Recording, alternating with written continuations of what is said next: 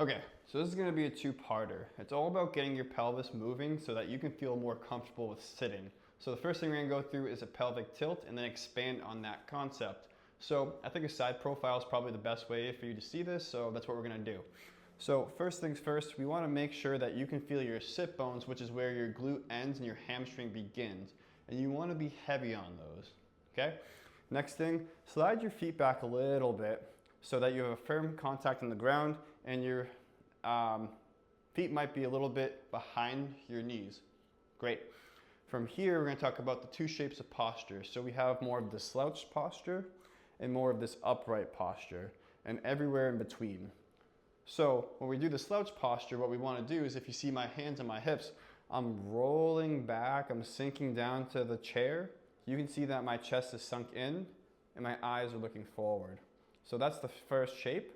The second shape is just the opposite, where I roll my pelvis forward, my belt buckle looks towards the ground, my chest comes up, and my chin comes down to meet my chest. My eyes are always staying on the horizon. So I slouch down, roll back, chest comes down, chin juts out a bit. I roll forward, where I'm sitting nice and tall, my chest comes up to my chin comes down to my chest, so they meet, and we're just rolling back and forth. Very little muscular activation. It's more of just like what we call a soft mobility drill, just to kind of get things moving in the right direction. So just a couple more times. I sink back, I roll my pelvis back, my chest comes down, my chin juts out, but my eyes always stay forward. I roll up, my chest comes up to my chin comes down to my chest, and my belt buckle is pointing to the ground. So that's going to be the first progression. Second progression is going to be a hip hinge to a slouch. So this is just an expansion on the previous concept. So same exact setup. And what I'm going to do here is I'm going to have my hands on my knees. So I'm going to slouch and reach really far back with my back. My hands are reaching forward on the tops of my knees.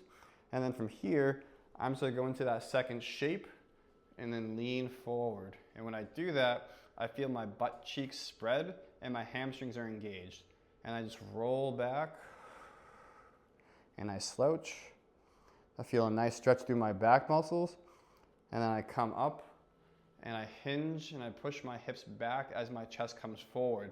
It's like I'm looking over the edge of a cliff. And then I slouch back and I get really round through the backside of my body. I reach my hands, get a nice stretch between my shoulder blades. And then I come up and then I hinge. I spread my butt cheeks, I feel my hamstrings, and we just roll back and forth. And that's just it. Again, a soft mobility drill, just meaning we're just trying to get motion and we're not trying to drive too much muscular tension or anything like that. Just trying to get our pelvis moving so our hips feel good, our back feels better.